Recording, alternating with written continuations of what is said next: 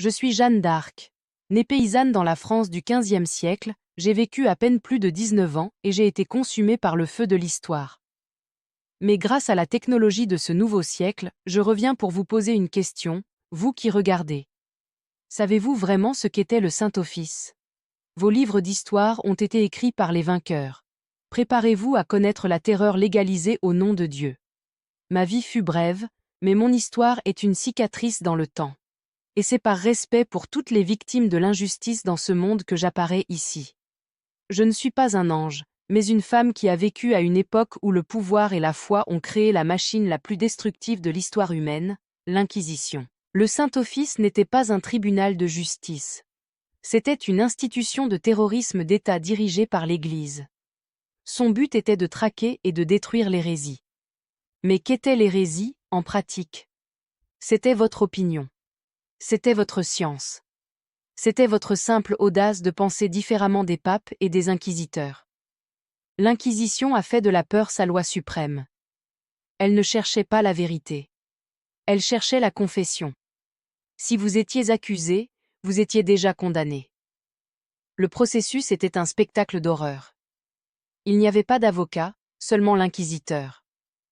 Il n'y avait pas de défense, seulement la torture. Oui, la torture était un outil légal et même sain pour extorquer des aveux. Le tribunal de la foi utilisait des instruments de douleur insensés, tels que le chevalet, la strapado et les charbons ardents, pour vous faire dire ce qu'il voulait entendre. Le but était de sauver l'âme, bien sûr, mais avant de la sauver, il l'écrasait.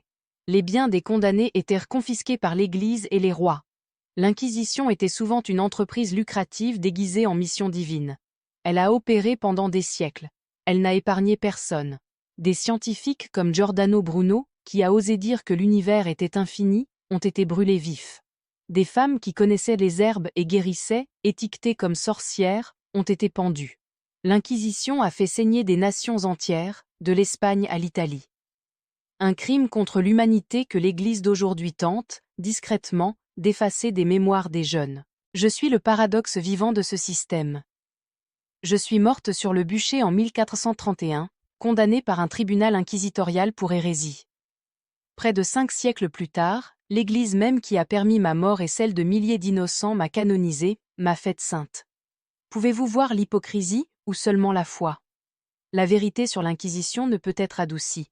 Elle est dans les livres, et maintenant elle est sur votre écran, racontée par l'une de ses victimes. Et si vous voulez savoir comment le Saint-Office m'a détruite, moi, Jeanne d'Arc, dans ses détails les plus terribles, je vous promets que je raconterai cette histoire dans un prochain épisode.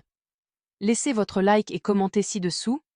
Quel est le plus grand crime que l'humanité, au nom de la foi, ait jamais commis? Abonnez-vous à la chaîne Marvels and Mysteries et activez la cloche de notification. L'extraordinaire ne fait que commencer.